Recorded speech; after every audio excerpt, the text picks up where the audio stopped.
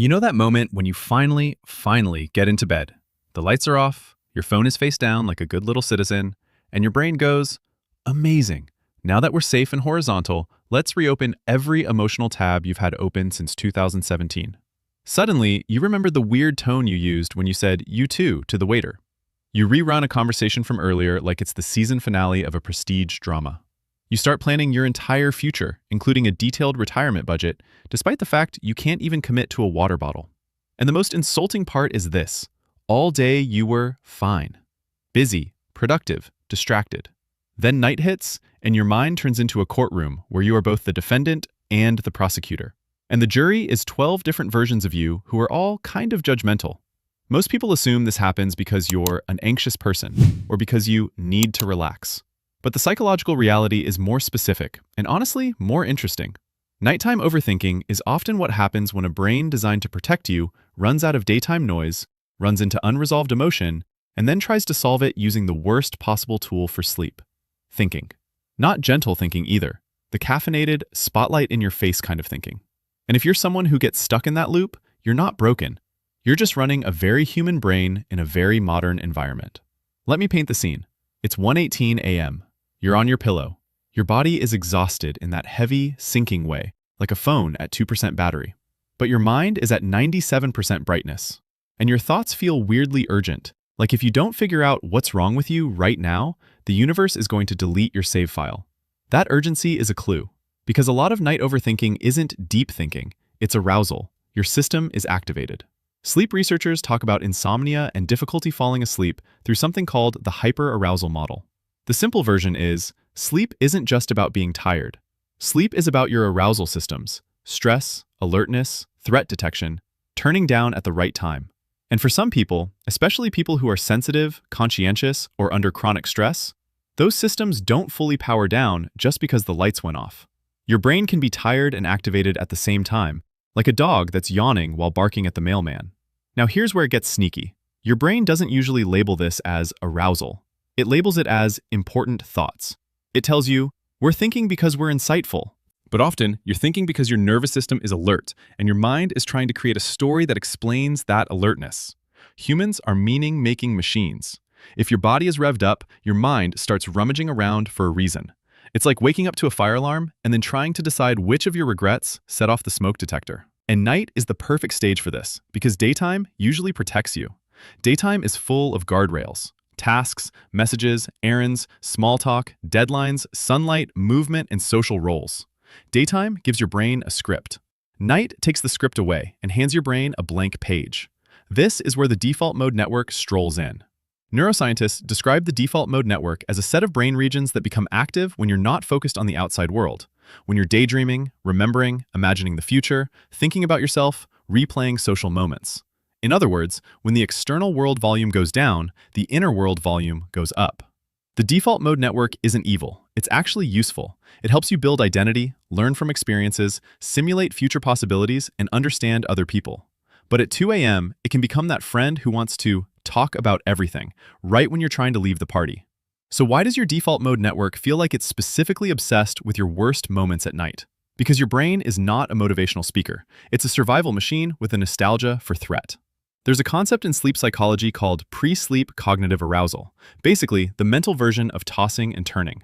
Worry, rumination, problem-solving, replaying, rehearsing, anticipating. These mental loops aren't just thoughts, they're activating. They keep the system awake. And then your brain notices you're awake and gets stressed about being awake. And now you're thinking about thinking, which is like trying to put out a kitchen fire by frantically reading the instruction manual for your fire extinguisher. And a lot of people who overthink at night have a very particular personality vibe. Responsible, self-aware, maybe a little hard on themselves. Your brain isn't looping because it hates you. It's looping because it's trying to prevent future pain. Rumination often feels like preparation. If I replay it enough, I'll finally learn. If I anticipate every outcome, I won't be blindsided. If I find the perfect sentence in my head, I'll never be misunderstood again. It's your mind trying to create certainty in a world that refuses to give it. But night adds two ingredients that make this worse: stillness and depletion. Stillness means fewer external cues. Depletion means your self-control and emotional regulation are tired. You might notice that during the day, you can redirect yourself. At night, your brain has the steering wheel, and you're in the passenger seat whispering, "Hey, Can we not take the why you're a failure exit? And your brain is like, too late, scenic route. Now, let's talk about the modern villain with the glowing face, screens. I'm not here to do the moralizing, phone bad thing. Phones are basically tiny pocket gods. They bring you your friends, your music, your maps, your memes, your entire personality in algorithm form. But bright light in the evening, especially the kind that's rich in blue wavelengths, can suppress melatonin, the hormone that helps signal nighttime to your body. And then there's bedtime procrastination, which is a very specific, very human form of sabotage. It's when you don't go to sleep even though nothing is stopping you. No work shift, no crying baby, no emergency, just you. When you're depleted, you delay bedtime, often to reclaim a sense of autonomy or to squeeze a little pleasure out of a day that didn't feel like yours. So you say, one more video. But what you mean is, I want a tiny life that belongs to me. And then, because you went to bed later, you're more tired the next day, and that makes self-control harder, and the loop continues. Here's the part that might shift how you see yourself. If you think too much at night, it often means you're good at thinking. You have an imagination that can time travel. You can simulate. You can analyze. You can connect dots. You can tell stories. Those are superpowers. The problem is that sleep is not the arena where those powers should be sparring at full strength. Your mind is basically bringing a microscope into a dark room and then panicking because it can't see the whole picture. Night thinking tends to zoom in. It magnifies. It catastrophizes. It turns, I said something awkward into, I am socially doomed. It turns, I'm behind into, I will never catch up. Not because you're dramatic, because your brain is trying to reduce uncertainty when it has the fewest resources. And culturally, we've romanticized this. We talk about late-night thinkers like they're poets with candles, scribbling truths into journals. And sometimes, sure, sometimes night brings clarity, but a lot of the time, it brings distorted clarity, like looking at your life through a funhouse mirror that only stretches the parts you already worry about. So what do you do with a brain that wants to hold meetings at midnight? One of the most compassionate reframes is this. Your brain is trying to protect you, but it's chosen the wrong time zone. It's like an overenthusiastic coworker who schedules a quick sync at 11:47 p.m. The goal isn't to fire that coworker. The goal is to teach them business hours. You can start noticing the difference between productive reflection and rumination. Productive reflection tends to feel spacious. It might bring insight, and then it lands. Rumination feels sticky. It repeats without resolution. It escalates without action. It's the same emotional song on loop, but your brain keeps turning up the volume, hoping the bass drop will finally be different. And here's a weird trick of the mind. The more you treat those thoughts like an emergency, the more your nervous system agrees that it's an emergency. If you lie there arguing with your mind, stop thinking, stop thinking, stop thinking, you're basically wrestling an octopus in your own bed. Lots of movement, no victory. But let's keep this human. Imagine your brain at night is like a toddler who finally got quiet during the day because you kept handing it snacks and toys. Then at bedtime, the toddler goes, "Oh good, you're here, I have feelings." That's not the toddler being bad. That's the toddler finally being safe enough to speak. A lot of night overthinking is delayed processing. Your day didn't have room for it. Your night did. So instead of, what is wrong with me? The gentler question becomes, what didn't get listened to today?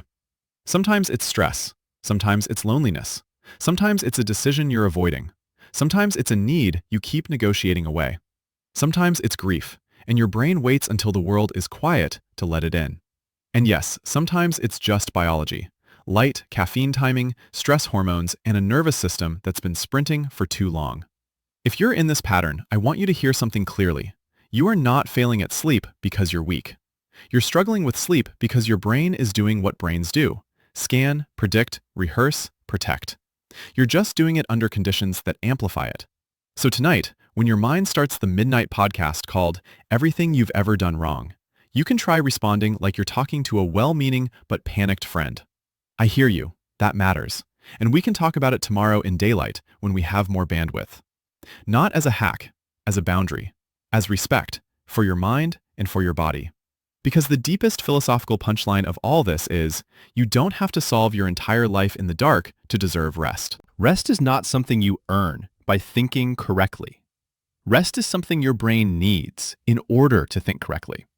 And if this video felt like someone finally put subtitles on your 2 a.m. brain, I'd love to hear what your night thoughts tend to circle around. Awkward moments, future plans, existential stuff, relationship replays, whatever your brain's favorite genre is. Drop a comment. And if you want more psychology explainers like this, you can subscribe so we can keep making sense of the weird, very human things our minds do when the lights go out.